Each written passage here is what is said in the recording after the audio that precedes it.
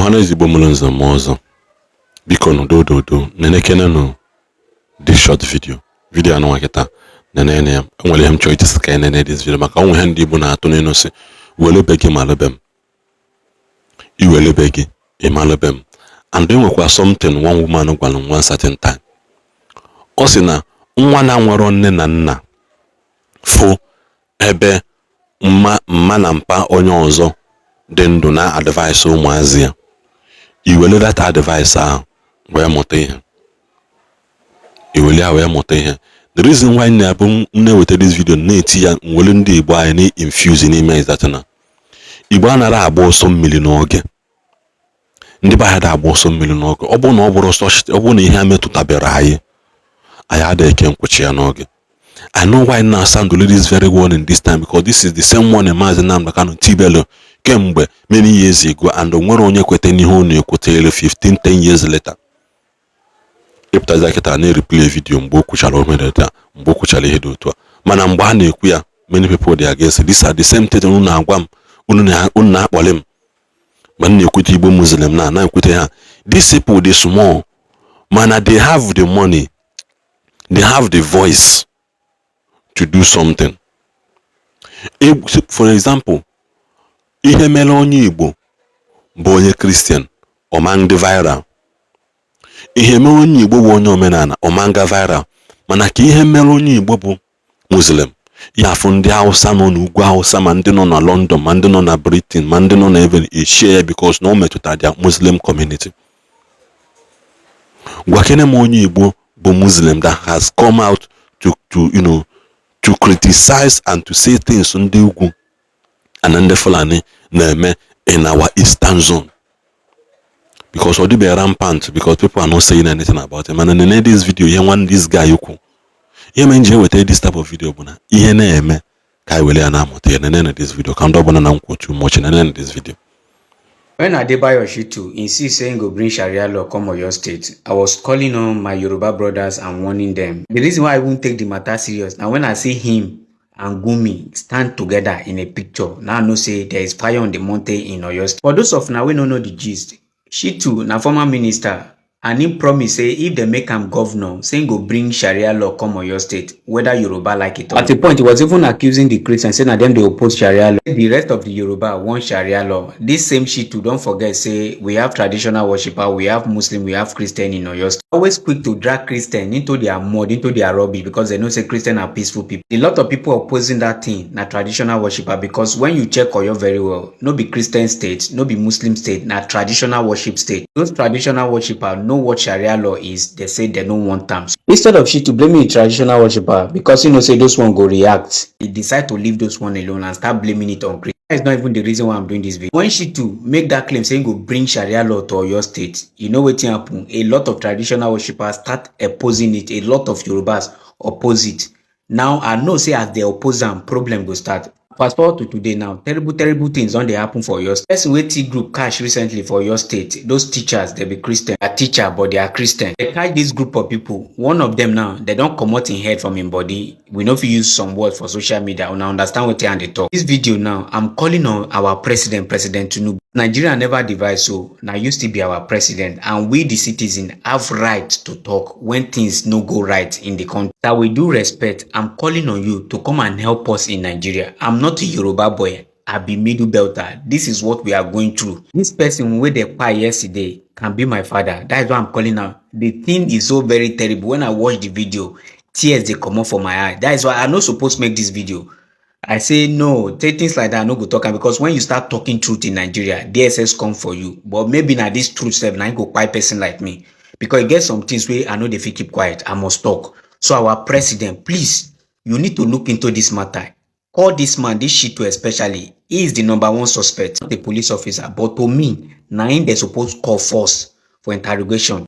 Because any state will not accept Sharia law, there is a way those people will frustrate the state, threaten the people, make the people want to accept it by force, by fire. I think that is what is going on in Oyo State at this time. Shittu is the person that promised to bring Sharia law to Oyo State. So he should be the first person to be interrogated, sir. So I'm not saying this second claim is truth. Maybe na opposition party, I mean that is why they destabilize that state. I don't understand. if you no wan make we feel say na because of say na PDP state, say no be APC state, una wan come dey frustrate am just to make the state dey miserable just for APC to collect am, abeg you need to do something about wetin happen to this guy on Sunday. Please, Your Excellency, you need to do something about it. Sir, secure us wey be the people before your mandate, sir. Without us, your mandate no fit stand. So na we map that pass, sir. Anyway, share your thought on the comment section responsibly, and for those that love to cry, cry responsibly on the comment section. Thank you. Thank you. No, next about that short video. That video is all about ihe na-eme no, because na ọ bụrụ na ndị Yoruba gbawala ọsọ n'oge ọmandị ha na most times you go back to home of the broadcast Maazị Nnamdi Kanu mee about these people. Ifu ka ndị anụnwa si wee nabata ndị Fulani. Mgbe m mee research about these people, ka ndị a si wee overthrow some of the Yoruba kingdoms and some of the Yoruba kindred and communities. And now we're gonna over 25 villages in most of this Yoruba land. Nobody is occupying them again except in the Fulani. Tana agwagina enwe video for one man na su Yoruba na akọwa ya. Achọrọ m iweta ya here. Ọ na-asụ ya na Yoruba. Ọ na-agwa ndị be ha that na ije na all this Oyo, Ekiti, all those places and ndị be ha bụ origin of it. Ibadan. Na onwe village obe ya apata 25 villages enweze ndị bi n'ime. Ị na-ajụzi onwe gị na-asị, how did they get here? Ọ bụrụ maka gịnị? Lack of attention, lack of attention, and some of the things they brought upon themselves. Because now when the history na go down to a man being on Yoruba import and the Fulani ka ha wee nyela ha aka wee nụọ ọgụ against a throne ha na-azọ. The man wee gbuo onye na ya na-azọ. Instead of nya wee ligolozi ndị Fulani ọkpọta gbuo ya ascend this another throne. Ha wee na-eme anyị niile bụ Muslim. A typical anya Hausa na-akụ isi ya na atụrụsụrụ onye Yoruba na-akụ isi ya wee fọzie nke Fulani. And Hausa man na-akụ isi ya na atụrụsụrụ onye Fulani na-akụ isi ya. Okay, look at that, how deep these people are, these things is rooted. It's not about it's not about Equisiana alone. Ndị na-abịatana from ndị na-akụ isi ya na, how far are they willing to go to ascend to that throne? I told you in that last video about Igbo Muslim. Na had the 30%. Na I claim na had the 30% na ani Igbo. Mgbe m wetakwa video na so na anonymous somebody jeme post na Twitter. Na so na Igbo na Muslim no na Enugu state the 40%. That na very soon ha ya drag wa for vice governor or governorship of Enugu state. That na Nigeria belongs to everybody, that they can rule anywhere. Omero news, Omero no. Last week I went to a video now. Some Muslim communities are calling for the impeachment of Peter Mba. Unamanu na news because no more who no jinka or basaruno. Oh, kwa ha nwe anya ha. Kedu onye pụta aka nta ha sị na ihe ha na-ekwu na basi. Everybody kept quiet. Another Igbo Hausa page wee sị na ha nọ 30% na ani Igbo ha nkịta. Na ha nọ 30%. If kwali ha me mgbe ha gba sala na ani Igbo anyị, if ka ha si dominate Yoka, dominate some part of Anambra, dominate some part of Enugu state, if ha ka ha ju n'igwe, dominate those places ha, ndị mmadụ na-eje ezu ike, ndị mmadụ kpa aka asị na ha maro. These people move with numbers and they have a record. Three things ka ha ji eme: staying low, ascending to the top, and taking over. That is the three code ndị Hausa ji aga. Ha nara abịa ka gị na ha na-abịa mewe nyenyenye. Ọ na ha nọkịta na ani Igbo akpa ha. Ndị bay na-asị because na ha dị eme noise. Na ha no nwere ihe gbasara imego. People are seeing it na tan na-eme noise. Most of the time with this video, in the comment section, na say Jesus, kedu ihe na-eme ndị bay, do some of our people don't even think. You think that these people they pity you because in a moment they will not pity you. Onye Igbo na East is the same thing equal to onye Igbo na n'Ugwu Hausa.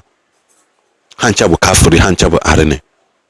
Ha jụrụ ọzọ gị weda na ị na-mix ị na-eju ụka ka ị na-agụ mmụọ ka ị na-eme omenala ka ị na-ebu alụsị. They don't care. In as much as you don't tie isi and ịbụrụ onye Hausa be ha. They don't care. I keep saying no I want na Igbo differentiate ndị na-eje ụka na ndị na-agọ mmụọ. An average Hausa man amaro the difference. An average bandit amaro the difference. Wezi ihe mee na eme na Lagos wee malụ. In as much as na ịbụrụ onye Yoruba nọ na Lagos, ịbụ onye ụmụ Igbo. In as much as na ịbụrụ onye Yoruba mana nọ na Lagos, ịbụ ụmụ Igbo. That is why ha ji enwe problem with ụmụazị Benin, Edo, Kogi. Ha na-asị ha na onye ọbụla na-abụrụ onye Yoruba bụ onye Igbo. They keep generalizing it in as much as they asụ Yoruba ihe bụ ụmụ Igbo to them. Wee werezie ndị Hausa na-eweta this type of video na-agwụrụ that na anyị gba nkịtị ndị a finish eweta ndị ha. Anyị gba nkịtị ndị a finish eweta ndị Yoruba because almost all the northern places niile ha install chago their Fulani kings that place. Kita ha na ha agbadata Yoruba land. Mgbe ngwa unu na-rename Ekiti State Government House into Ahmadu Bello House, people think it's a joke. If you think it's a joke, average Igbo big man is interested in politics, is interested in sending their children abroad, is interested in bettering the life of their people. And then neglect that grassroots high question on here. And people are taking charge, occupying those forests down.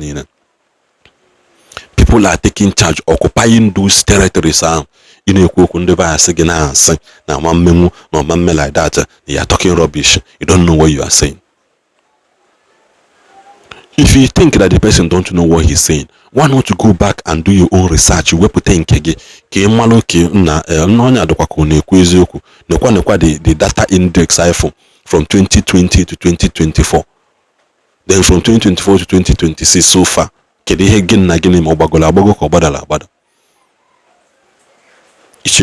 last 3 years were the highest number of Christian genocide compared to the last to the last 16 years ago. The last 3 years I occupy you got that number by far. Unable. In our Chegwam Nahabatana community or Madinina Joker. But in as much as that community is not labeled as a Muslim community, higher invade. Onye terrorist bụ the most wanted man ndị Donald ha na church ọ na Nigeria ebe a ka ebulie Gumiji ebe na aba mba na-asị gị na terrorist na-ekidnap to make money mana ndị IPOB na-ekidnap na-egbu ndị police. Gumiji na-aba mba na-egburu onye the most wanted a na church n'obodo Igbo. How did he find its way into Nigeria? Shielded in Nigeria. Somebody na asị gị na onye dị otu egbu that there will be a repercussion na ifunu na ndị ọcha continue na-egbu some of those jihadists nọ na Nigeria being their brother, that there will be a repercussion. Ewebe teacher isi ti ya na internet, everybody pretend their cards no nwere eneme na-eti mkpu ya na-etisi ike. Ndị Igbo anyị go and buckle up. Let us buckle up ma na-ekwu ekwu ọ bụrụ na ya ege ntị na ege ọrụkwa na onye achọrọ ige ntị ka ọ dịkwa na mgbe ọzọ.